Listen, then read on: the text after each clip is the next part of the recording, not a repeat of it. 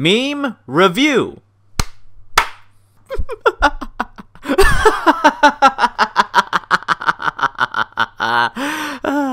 Hey, hi, how you doing? This is the Gamertron, and welcome back to the Gamertron Show. So, country roads, take me home.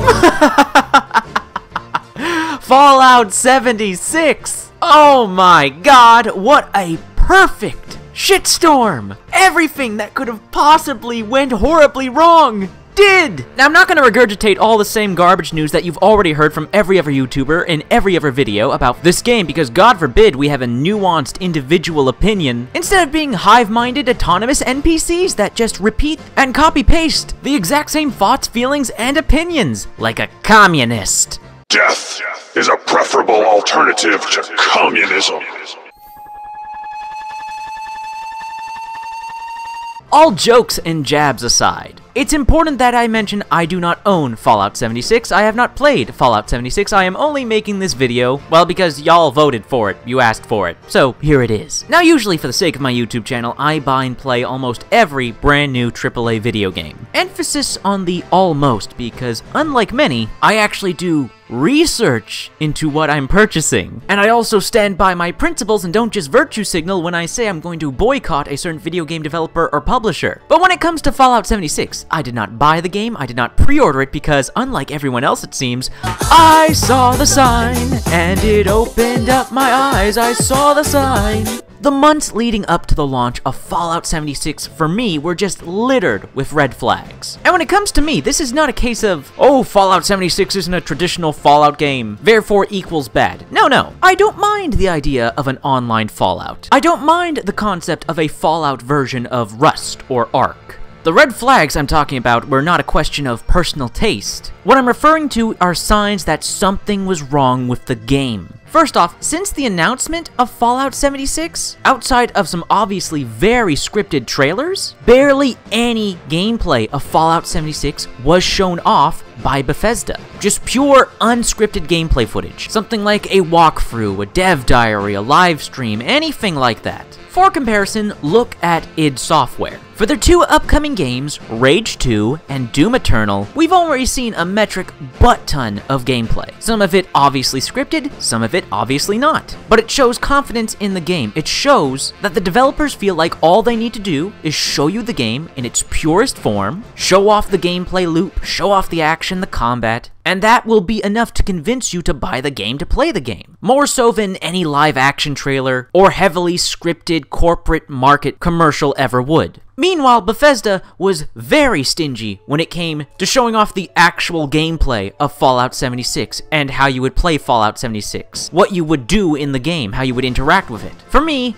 that was a huge red flag. Then there was the multitude of conflicting information coming from interviews with the developers, specifically Todd Howard and Pete Hines. They could never give a straight answer when it came to the PvP of the game, how it would work, if the game could be played single player or solo, and what were the end game goals and progression like for Fallout 76. No one could get straight answers, and Bethesda refused to show gameplay of these mechanics and features in motion, in action, in actual game engine. But the final nail in the coffin that confirmed that Fallout 76 was a no-go zone for me was the beta in October. You know that beta that was happening just a couple weeks before the game launched? Yeah, you don't usually launch a beta that late into a game's release schedule, now do you? Now, I am one of those people that defend betas and alphas in buggy and or glitchy states, because it's a beta, it's an alpha, I expect it to be in such a state. And to just say based off a beta or alpha whether a video game is going to be god-awful at launch, I just don't find that reasonable. Please, during an alpha or beta period of a game, report your criticisms or issues with the game in that state during that period, so that they may address them, make fixes, and changes before launch. I have defended betas and alphas in the past, specifically The Division, Doom, Titanfall 2. One thing all those betas had in common, though, is that they were months and months away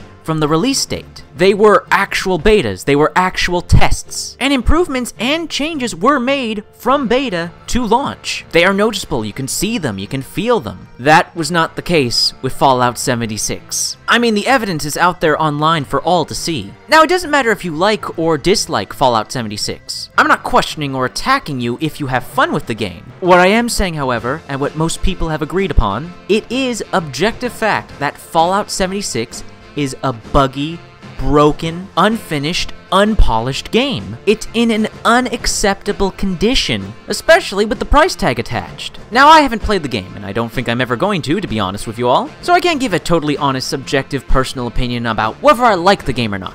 However, this is one of those rare situations where I don't need to own or experience the product in order to objectively say that this game is deeply flawed. The evidence is out there for all to see. To deny it is dishonesty. And the state the game is in right now, already bad enough. But then we have all the controversies and drama that happened after launch. Patches that break the game fervor, the friggin' collector's edition nylon bag, the exposure of people's personal information on their support site, and the immense difficulty to get a refund for the game. Doesn't help that Fallout 76 is exclusive to the Bethesda launcher, but you all already know all this. It's all been reported on, to the point of excessive overkill. What has me most curious about Fallout 76, however, is what exactly Bethesda was thinking. What was the idea, the goal behind this, besides make money? Because why release a game in this poor a state? Why put yourselves in this position for this immense amount of negative backlash? I mean, just analyzing this whole situation from a businessman perspective, this is just a lose-lose scenario. You're going to lose loyal customers, future customers. You're going to lose money on future products. You're going to lose in the expected revenue generated in the game post-launch. This is just a total loss situation, a complete failure. And what makes this all the more confusing and sad is that the answer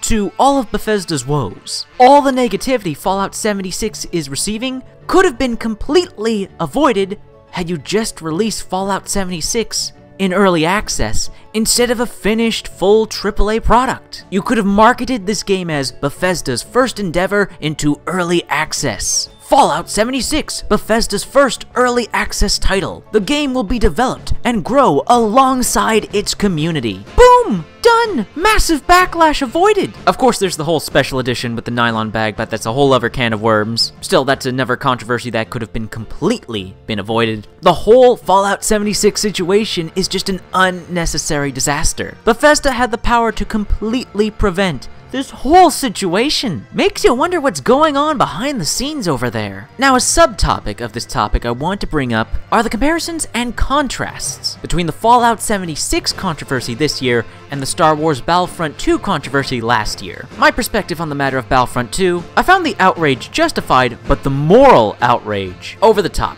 silly, childish. So Star Wars Battlefront 2 had a shitty progression system and pay-to-win monetization. Not the first video game to have or do that, wouldn't be the last. Also, that information was attainable before the launch of the game. You could just vote with your wallet, not buy the game, no need for all the virtue signaling. The circle jerking. Yes, EA is shit, we've known this for years. It wasn't going to magically change with Star Wars Battlefront 2. But with Fallout 76, I have a different opinion, different perspective. I believe the outrage and the moral outrage are both justified. Because come on, let's all be honest with ourselves here. Bethesda was dishonest about Fallout 76, and they have gone about responding to the backlash in the worst way possible. Alongside the false marketing for the special edition and its duffel bag, on top of the poor post-launch support of the game, it's just been the perfect storm of an unfortunate series of events and the worst decisions made possible by Bethesda. Now, this may sound crazy, but I'm actually really looking forward to the future, like several years from now, when one of the developers of Fallout 76 can speak openly, without fear of legal repercussions, about the game and its development, about why these decisions were made. I'm fascinated to find out who is the real culprit behind Fallout 76. Is it Todd Howard? Is it Pete Hines?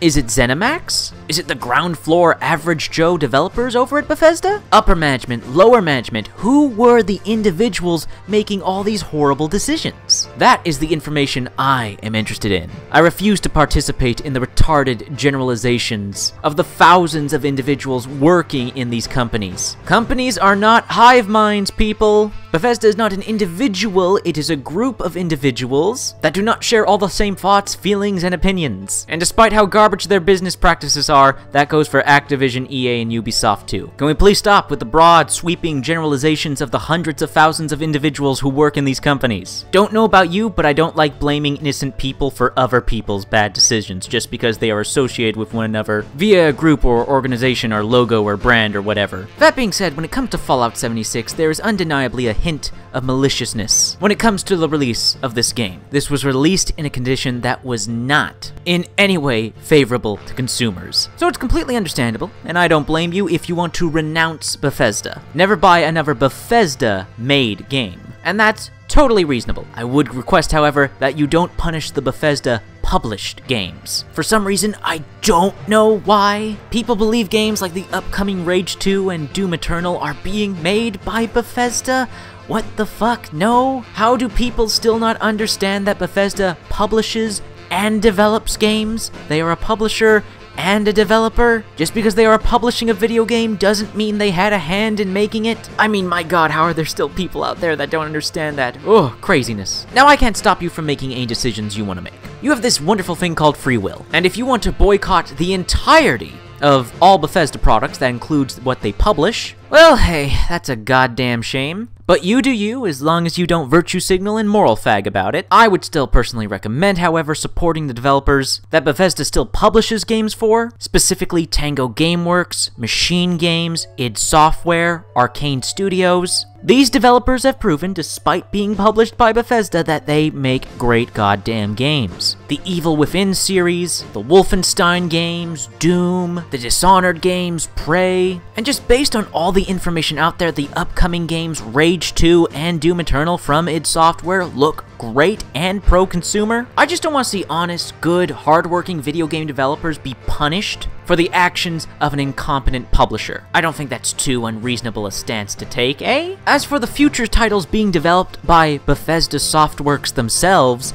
you can bet your ass I'm going to be doing quite a bit of research on their future products before I even consider purchase, and definitely not going to be pre-ordering. Bethesda has a lot of work ahead of them in order to regain and rebuild trust with their community. So I sincerely wish to all involved parties the best of luck for the most optimal of outcomes. Now this sounds like the end of the video, doesn't it? Oh, but it's not. We're not done just yet. I want to do a little something that all these other parasites on YouTube, whom just leech off dramas and controversies, and regurgitate the same information and opinions over and over again just for the sake of ad revenue. You see, unlike them, I want to actually improve the video game community and industry, and I'm actually going to make an effort to do so. Allow me to share with you some recommendations for video games that you can spend your money on instead of Fallout 76. Why be completely absorbed by the negativity when we can have some positive experiences, eh? I know there's some YouTuber provocateur out there right now ready to make a video making the claim that all of 2018 sucked for gaming because Fallout 76 happened. Which is a giant lie, especially when you do research and look at all the video games of objective quality that came out this year.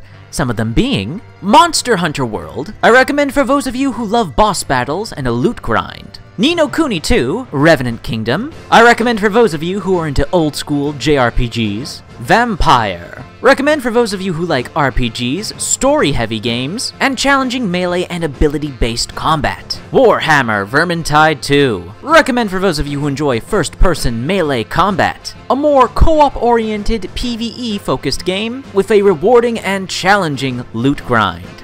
Far Cry 5, I recommend for those of you who love open world games, first-person shooters, and just having a nice big sandbox of tools and toys to play around with. Darksiders Free, for those of you who enjoy third-person hack-and-slash melee combat, puzzles, platforming, and Metroidvania. Last game I'm going to recommend, because I have to end this video sometime and I could just go on forever. Seriously people, a metric butt ton of fantastic video games released in 2018. If you're disappointed with Fallout 76, there's so many more games to play and choose from. Last game I want to recommend is the incredible, the amazing Omen Sight. It is an absolute crime that this game is not getting more talked about, more recommended.